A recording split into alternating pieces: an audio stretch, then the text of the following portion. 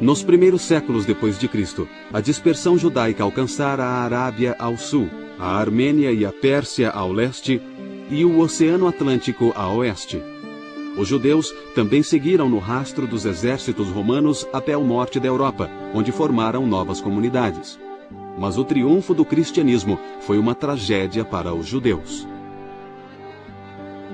A ascensão do cristianismo no século IV mudou a situação social e política dos judeus no que restou do Império Romano.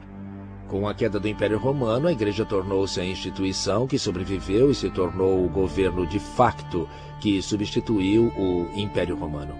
Os imperadores bizantinos introduziram leis antijudaicas, que foram a base durante séculos de terríveis perseguições. Essas leis visavam isolar e humilhar os judeus e tornar ilegal sua ligação próxima com a sociedade cristã.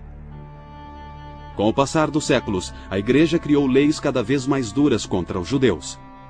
Eles eram marcados como párias e sofreram constantes discriminações. Os judeus eram obrigados a usar trajes ou insígnias especiais. Estavam sujeitos a ataques, expulsões e massacres.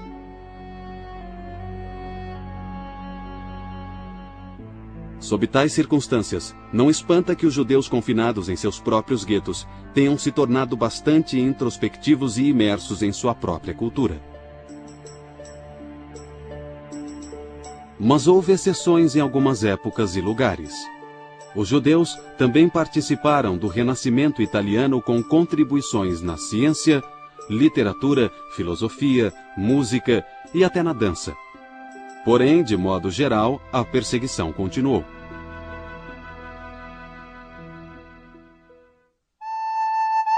O judaísmo sempre teve um elemento básico de otimismo. Os judeus não acreditaram no pecado original e, depois do exílio, tiveram certeza de que Deus traria o seu povo de volta à sua terra a salvo de seus perseguidores. O profeta Jeremias previra esse resultado. Eu mesmo reunirei o meu rebanho disperso em todas as terras para onde os levaram, e os trarei de volta ao aprisco, e eles darão frutos e se multiplicarão. Por todo esse tempo, o grande ideal da sociedade judaica foi o estudo e o homem culto. O erudito e rabino era o modelo. Os judeus introduziram uma educação universal nos dias do templo, e sempre fizeram seus filhos estudarem, geralmente nas escolas talmúdicas, que floresceram em muitas comunidades. Os adultos também se debruçavam diariamente sobre o Talmud. Algumas vezes, esse estudo intensivo provocou uma reação negativa. Por exemplo, no século XVIII, um movimento pietista, o Hassidismo, rejeitou o fator intelectual da vida religiosa em favor de uma abordagem mais emocional. Os Hassidim, liderados por seu fundador, o Baal Shem Tov, o mestre do bom nome, no período medieval, quis trazer de volta ao judaísmo a celebração da vida e a alegria que sempre caracterizou a vida judaica com seus cantos e suas danças com a Torá e o sentimento de realização nessa relação com Deus. Depois das revoluções americana e francesa, os judeus deixaram de ser vistos como inferiores, sem ter direitos. Eles se tornaram cidadãos iguais. Muitos judeus passaram a questionar ensinamentos e práticas tradicionais. Surgiram novas formas de judaísmo. Uma das soluções mais influentes foi o judaísmo reformista.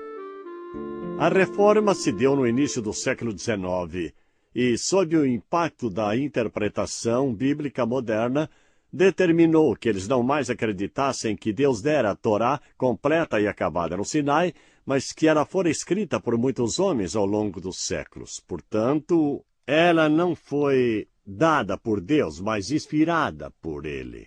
O judaísmo rabínico tradicional passou a ser chamado de ortodoxo para distingui-lo do judaísmo reformista. Embora os judeus sempre soubessem no que acreditavam, eles levaram milhares de anos para organizar sua teologia e credo de modo sistemático.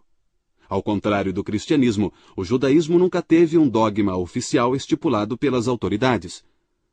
É verdade que a Bíblia está cheia de enunciados fundamentais do credo judaico, mas eles estão dispersos.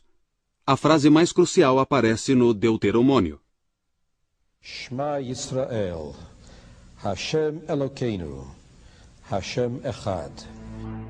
Escuta, ó Israel, o Senhor nosso Deus. O Senhor é um só. Essa frase afirma o monoteísmo e também a submissão do povo a um só Deus.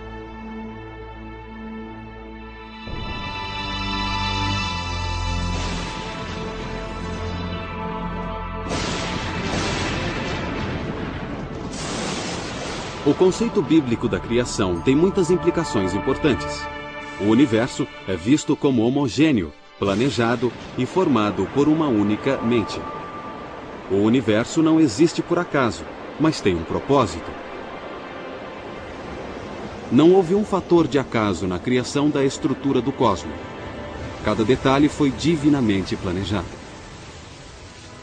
Deus não se aposentou após a criação, mas continua envolvido em todos os assuntos do universo, emergindo como o Deus da história.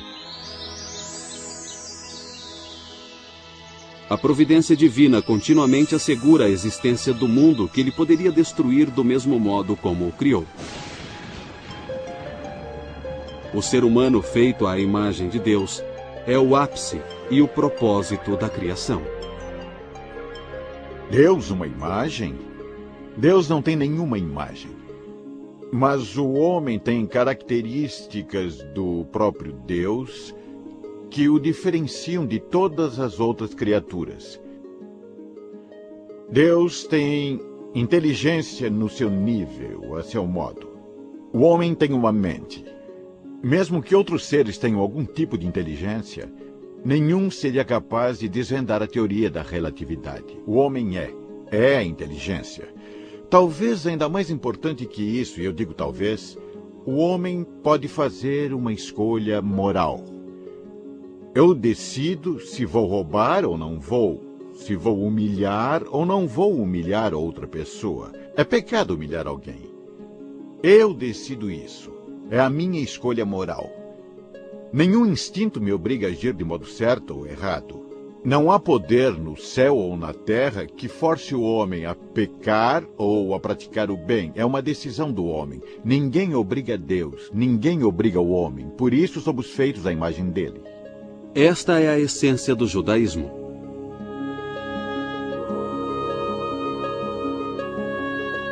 Os judeus antigos acreditavam que se seguissem a lei mosaica, estariam fazendo a vontade de Deus, e que Deus estaria ao seu lado.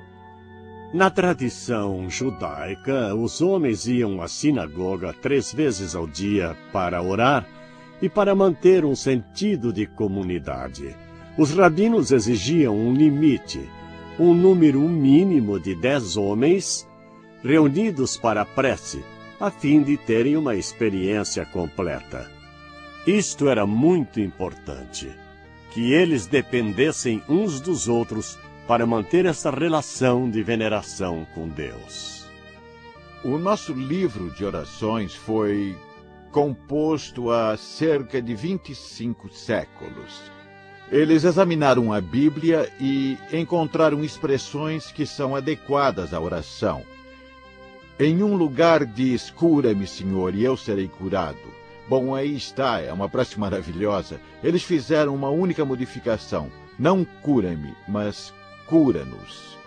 Não eu serei curado, mas nós seremos curados.